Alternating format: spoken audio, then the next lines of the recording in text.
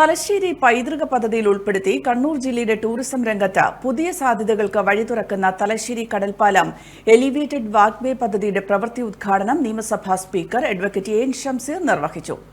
തലശ്ശേരിയുടെ ദീർഘകാല സ്വപ്നമാണ് യാഥാർത്ഥ്യമാകുന്നതെന്നും ഇത് ഭാവിയിൽ തലശ്ശേരിയുടെ ടൂറിസം ഡെസ്റ്റിനേഷനായി മാറുമെന്നും ഈ മനോഹര നടപ്പാത നഗരത്തിന്റെ മുഖഛായ തന്നെ മാറ്റുമെന്നും സ്പീക്കർ പറഞ്ഞു.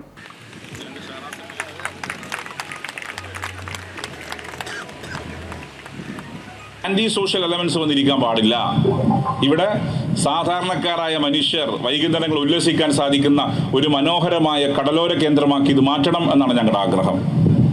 അതിൻ്റെ ഭാഗമായാണ് ഈ വലതുഭാഗത്ത് കിടക്കുന്ന, ഇപ്പോൾ ഞാൻ നിൽക്കുന്നതിൻ്റെ ഇടതുഭാഗത്ത് കിടക്കുന്ന ഈ വാക്ക്വേ കൂടി നിർമ്മിക്കാൻ വേണ്ടി സാസ്കി ഫണ്ടിൽ ഏതാണ്ട് 5 കോടി രൂപ നീക്കി വെച്ചിട്ടുണ്ട്. അത് നിർമ്മാണ പ്രവർത്തനം ആരംഭിക്കാൻ പോകുന്നു. തലശ്ശേരി വലിയ രീതിയിൽ മാറിയിട്ടുണ്ട്. തലശ്ശേരിയിലെ ഈ പറയുന്ന വാക്ക്വേ കൂടി വരും. ഇപ്പൊ തന്നെ വലിയ ആളുകളാണ്. ഇപ്പൊ തന്നെ ആയിരക്കണക്കിന് ആളുകൾ ഫുട്ഫോൾ ഇവിടെ ഉണ്ട്. ആയിരക്കണക്കിന് ഫുട്ഫോളാണ്. ആയിരക്കണക്കിന് ആളുകൾ വരുന്ന ഒരു മനോഹരമായ ടൂറിസ്റ്റ് ഡെസ്റ്റിനേഷനായി നമ്മുടെ ഈ കടലോരം മാറിയിട്ടുണ്ട്. അതിനിയും മാറ്റണം എന്നാണ് ഞങ്ങളുടെ ആഗ്രഹം. അതിൽ രാഷ്ട്രീയത്തിനൊപ്പം, ഇത് രാഷ്ട്രീയമല്ല, ഇത് വികസനമാണ്. വികസനത്തിൽ രാഷ്ട്രീയമില്ല.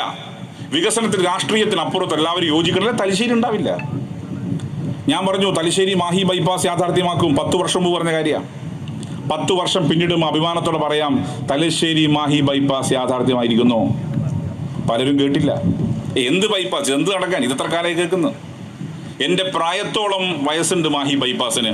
പക്ഷെ വളരെ പ്രൗഡ്, അഭിമാനത്തോടെ പറയാം, അത് യാഥാർത്ഥ്യമാക്കി ഇവിടുത്തെ MLA ഞാനായിരുന്നു. അത് യാഥാർത്ഥ്യമായി. ഇനി നഗരത്തിലേക്ക് ആൾ വരണ്ടേ? എങ്ങനെ വരും? എന്താ ഇവിടെ കാണാനുള്ളത്? ഇവിടെ എന്ത് കാണാൻ ആൾ വരണ്ടേ? മംഗലാപുരത്ത് വരുന്ന ആൾക്ക് നേരെ വടകരയിൽ പോയി കയറാം. ഇവിടേക്ക് ആൾ വരണ ടൂറിസ്റ്റ് ഡെസ്റ്റിനേഷൻ ഉണ്ടാവണം. ഞങ്ങൾ ആദ്യഘട്ട നിലയിൽ ഗുണ്ടട്ട് മ്യൂസിയം, അതൊരു സ്റ്റോറി ടെല്ലിംഗ് മ്യൂസിയം ആക്കി ഡെവലപ്പ് ചെയ്തു.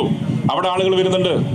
ഇനി തലശ്ശേരി കോടതിക്ക് മുന്നിലുള്ള സെന്റിനറി പാർക്ക്, ആ സെന്റിനറി പാർക്ക് ഞങ്ങൾ പ്രൈവറ്റൈസ് ചെയ്തു. Corporate PPP model Thalassery town ബാങ്കിന് നൽകി. അത് മനോഹരമായി ബ്യൂട്ടിഫൈ ചെയ്തു. അവിടെ ടൂറിസ്റ്റുകൾക്ക് വന്നിരിക്കാം. വൈകുന്നേരങ്ങളിൽ ടൂറിസ്റ്റുകൾക്ക് വന്നിരിക്കാം. കടൽ കാണുമ്പോൾ വലിയ സന്തോഷമാണ്.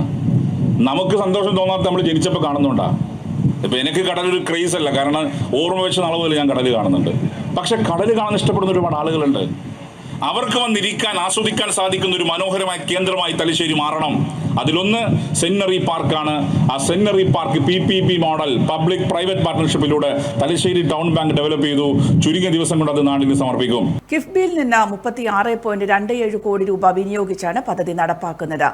ജവഹർഘട്ടിൽ നടന്ന പരിപാടിയിൽ തലശ്ശേരി നഗരസഭാ ചെയർപേഴ്സൺ കാരായി ചന്ദ്രശേഖരൻ അധ്യക്ഷത വഹിച്ചു. നഗരസഭാ കൌൺസിലർമാരായ ഷഹനാസ് മൻസൂർ, TM റുക്സീന, ടൂറിസം വകുപ്പ് deputy director DV Prabhat, tourism വകുപ്പ് ATI KC ശ്രീനിവാസൻ, രാഷ്ട്രീയ പാർട്ടി പ്രതിനിധികൾ തുടങ്ങിയവർ പങ്കെടുത്തു.